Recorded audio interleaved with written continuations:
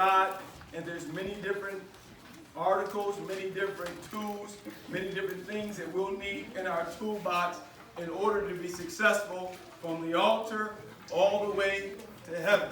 My Lord. So tonight, we want to look at a very important aspect of your experience if you are going to be faithful and maintain a testimony throughout all situations from the altar to heaven. So we're going to work our way through the text. We're going to break it down, and we're going to give the essentials. But tonight's message is titled, Fleeing Potiphar's Wife. This is something that you must have in your arsenal if you're going to be successful in your walk with God. And the title of the sermon is, Fleeing Potiphar's Wife. What does that look like, and why is that important for every single believer? To have this message in your arsenal. You don't know what you're going to face. You don't know what's going to come your way. You don't know what situation that you may find yourself in. But it's going to be imperative that you have this message in your arsenal in order for you to maintain a testimony, in order for you to make heaven your home. And tonight's title is called Fleeing Potiphar's Wife.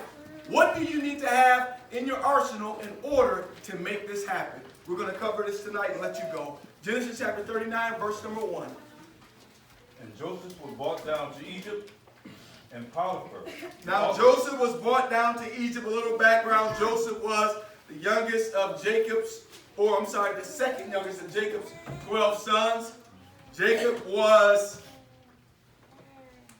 Isaac's son, Abraham's great-grandson. So you see the lineage that Joseph comes from. Now, mind you, him being the second oldest of the sons, his father, for whatever reason, kind of favored him a little bit. Said that he was a child that was kind of his favorite. Any parent knows you should never do that. You should love your children equally, amen? But his father kind of had a favorite. So here, that's how you can tell the difference between like uncles and aunties and parents. Uncles and aunties, they can kind of have favorites. Even some grandparents sometimes may have some kind of favorites. But parents, you better not. You better love them all the same. Even that one that's kind of tough to love sometimes. You got to love them all the same. So one of the children there, the second youngest son was Joseph. Jacob kind of loved them or gave him a coat. Anybody knew what was different about his coat? Had many colors, which was weaved and put together with a great level of detail. So he stood out. When he walked in, it was like, oh, there he is. That's the favorite one. This caused his brothers probably to feel a little bit of what? A little jealousy, yeah. So his brothers were kind of jealous already. Then on top of that, one day, he had the audacity to dream. Now, y'all know you got to be careful who you share your dreams with. Not everybody going to be super excited about your dreams. So he said, man, I got this dream that I was in the field, I had some sheaves, and I put these sheaves together, and then y'all came and y'all put your sheaves together, so we are good. The story was good at that point. But then he said, my sheaves stood up. Uh-oh, we listening.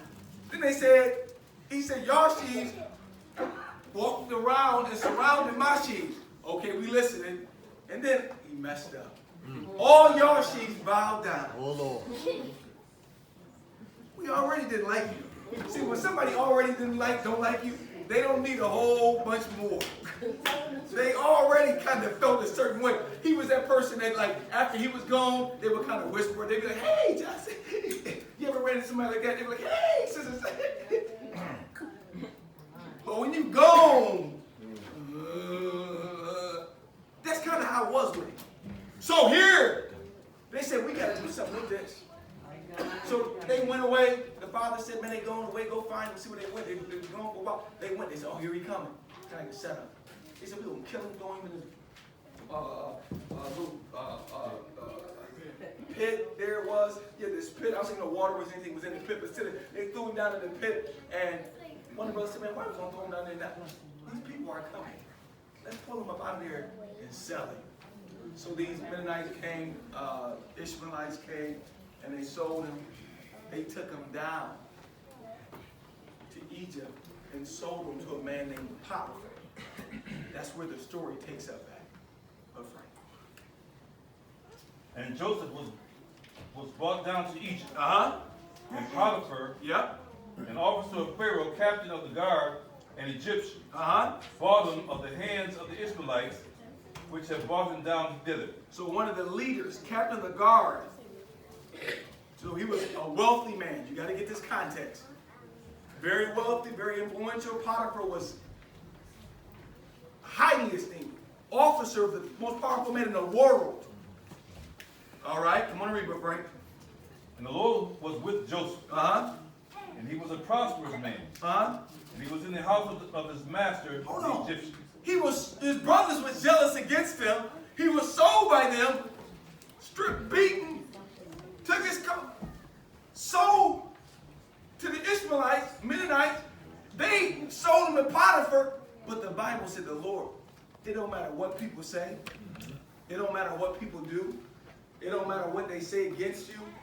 When God is with you, that makes all the difference. Don't worry about what people, they can dog you out, throw you in the pit, try to malign your name, do this, that, and the other. But when God is with you, it makes all the difference in the world. So here, despite all that hate, because you're going to deal with some haters. Live long enough, you're going to deal with some folk that ain't real happy about you. You blessed, you got a, you saved, you got a good home, you got a good